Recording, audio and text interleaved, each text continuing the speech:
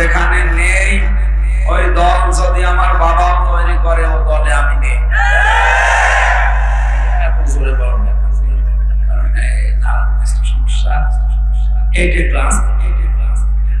আমরা এটা একটু জোরে বলতে পারি যে এই পীরের দরবারে কোরআন নেই, ওই দরবারে আমার নেই।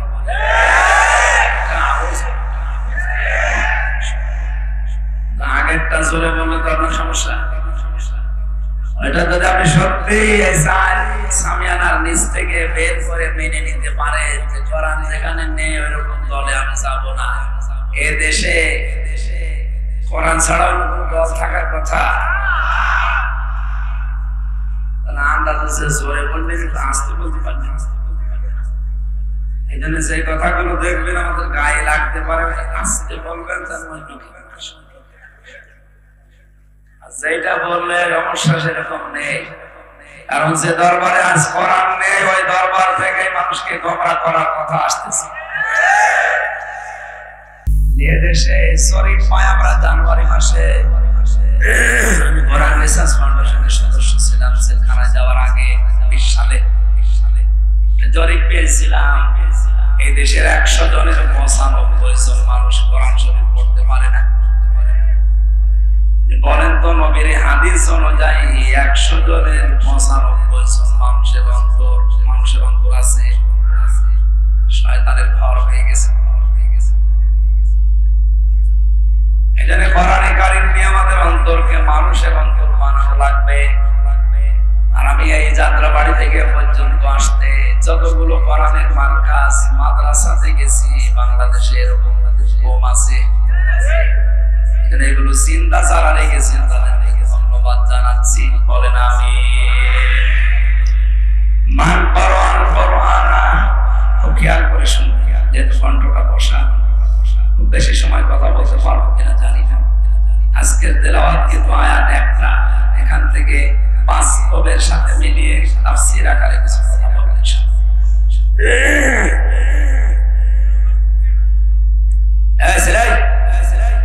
কথা বলা যাবে না, ওইভাবে দাঁড়িয়ে থাকবে, 1 ঘন্টা মতো ওইভাবে দাঁড়িয়ে থাকবে। মান কোরআন কোরআনা, যে ব্যক্তি কোরআন পড়ে কি করে। আমি একটা ক্লাস চলছে, এটা ছাত্রের মতো জবাব দেব। এখানে বন্দর নাকি থানায় এসেছিলাম একবার 3-4 মাস আগে। ওখানে একটা ক্লাস নিয়েছিলাম, ইব্রাহিম নবীর 50টা পরীক্ষা ছিল, ওর উপরে কয়েকটা বলতে পেরেছি না। আজকে আমার আলোচনার বিষয়টা সাবজেক্ট মুক্তিপণ। কি বললাম? এই দেশে ফোন আর গুম বেড়ে গেছে, গুম করলে অনেকে মুক্তিপণ চায়। কথা বলছে না? আমি জিন্দা মানুষ, গুম হয় না, এমনিতেই ধরে নিয়ে এসে আমার বাবারে বলছে 10 লাখ টাকা দেন, নাই তো বাকি যা করার পর। বাবা ভয়তে 8 লাখ টাকা দিয়ে দিয়েছে। বলে সুবহানাল্লাহ। আউযুবিল্লাহ। মানে 24 ঘন্টা আমার বাবা জানতো না আমি কোথায় আছি। বাড়ি থেকে আমার ধরে নিয়ে এসেছে আল্লাহ বলিরা। 24 ঘন্টা পরে যদি বাবা 8 লাখ টাকা অলরেডি দিয়ে দেয়, বাকি আরো 224 পেলে বাড়ি ঘর বিক্রি করে দিতে হবে। মুক্তিপণটা বড় কঠিন বিষয়। এটা আমরা সামনে কোরআনে আয়াতের সাথে একেবারে জীবনের সাথে কিয়ামতের সাথে মিলাব। আল্লাহ যেভাবে কঠিন ভাবে দিয়েছেন আমরা ওইভাবে কঠিন ভাবে একটু ডেলিভারি দেবো। ডোজ একটু কঠিন হলে মেনে নেওয়া যাবে না। আল্লাহ যখন যে ফোর্সে বলে ওই ফোর্সটা দেওয়া লাগে। কিন্তু যেখানে আলাপতি লাগবে ওখানে মোহাম্মদী কিয়ামত পর্যন্ত গিলেও দেখা যাচ্ছে। হাদিসের প্রথম শব্দ হচ্ছে যে ব্যক্তি কোরআন পড়ে। কোরআন পড়া বলতে আমরা কি বুঝি? আজকে আমি আসরের নামাজ পড়েছি আমাদের এই তাফসীরুল কোরআন ইন্টারন্যাশনাল মাদ্রাসা, এখান থেকে আসর মাগরিব ইশা রাত পর্যন্ত পুরাটা ঘুরে ঘুরে দেখলাম। কোরআনে কারীম পড়ার ব্যাপারে এখানে যে বিষয়গুলো প্রিন্সিপাল সাহেবের সাথে দেখলাম, আল্লাহ তাআলা কোরআনে জানিয়েছেন আল্লাযীনা আতাইনাহুমুল কিতাবা ইয়াতলুনাহু হাক্কা তিলাওয়াতি, যাদেরকে আমি কোরআন দিয়েছি তারা আমার এই কোরআন হক হক আদায় করে তেলাওয়াত করে। কি আদায় করে? তাফসীরে মুনিরের ভেতরে এসেছে কেউ যদি হক আদায় করে পড়তে চায় কোরআন, 4টা শর্ত তাকে মানা লাগবে।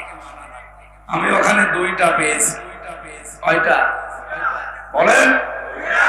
1 নম্বরে ওয়ারাত্তিলিল কোরআন তারতিলা, কোরআন পড়লে তার দিলের সাথে স্পষ্টভাবে থেমে থেমে পড়া। ওখানেটা আছে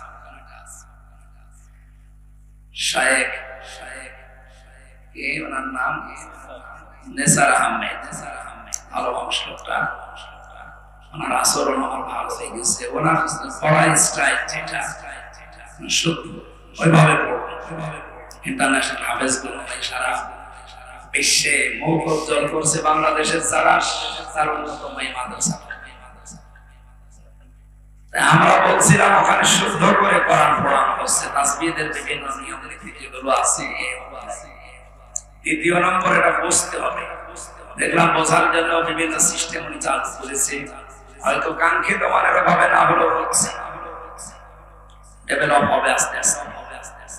3 নম্বরে কোরআনে কারিমের হক হচ্ছে কোরআন নিজের জীবনে আপনি প্র্যাকটিক্যাল লাইফে মিলাবেন।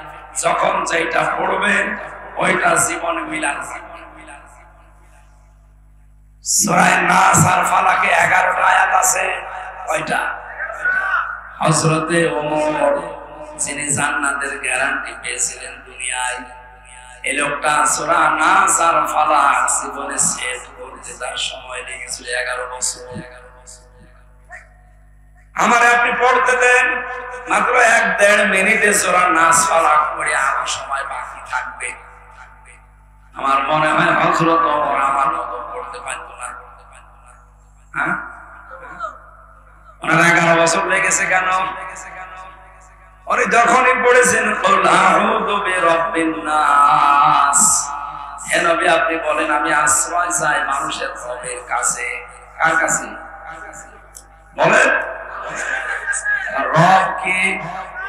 হ্যাঁ, রব আল্লাহ। কোন জায়গায় আছে রব মানে আল্লাহ। রবের 19টা অর্থ আছে। প্রধানত তার প্রথম অর্থ রব মানে লালন পালনকারী। চাওয়ার আগে যিনি আমাদের চাহিদা পূরণ করে লালন পালন করেন তার নাম রব। নেই থেকে শুরু করে আস্তে আস্তে পূর্ণতায় যিনি পৌঁছিয়ে দেন, আরবিতে তাকে বলে রব। তাকে কি বলে? আমি নেই ছিলাম, আমার মনে হয় এখন আমার 33 বছর বয়স। 34 বছর আগে হামজা নামে আমার নাম এই দুনিয়ায় ছিল। হালাতা আলাল ইনসানি হাইনুম মিনাদ দাহরি লাম ইয়াকুন শাইয়াম মাযকুরা। মানুষের জীবনে কি এমন সময় যায়নি যখন সে উল্লেখ করার মতো কিছু ছিল না? সে সময়টা আমার জীবনে 34 বছর আগে। কয় বছর? বাবার স্ফলিঙ্গ দিয়ে দ্রুত গতিতে 1 ফোঁটা নাপাক পানি বের হয়। বিজ্ঞান প্রমাণ করছে 1 ফোঁটার ভেতরে 40,000 হামজা বানানোর ক্ষমতা আল্লাহর থাকে। ফালিয়ানজুরিল ইনসানু মিম্মা খুলিকা মিন মাইন দাফিকিন ইয়াখরুজু মিন বাইনিস সুলবি ওয়াত তারাইব। মানুষ কি নজর করে দেখে না কি জিনিস দিয়ে তাকে আমি বানালাম? বাবার এই নাপাক পানিটা মায়ের রেহেমের ভেতরে যাবার পর 40 দিন এভাবে পাল্টাতে থাকে। এই পানিটা দিয়ে আমি আল্লাহ 4টা জিনিস তৈরি করি, চুল, রগ, হাড় আর পর্দা। মায়ের রেহেমের ভেতরে যে নাপাক পানিটা ছিল এইটা দিয়ে আরো 4টা জিনিস আমি বানাই, রক্ত, গোশত, চর্বি আর চামড়া।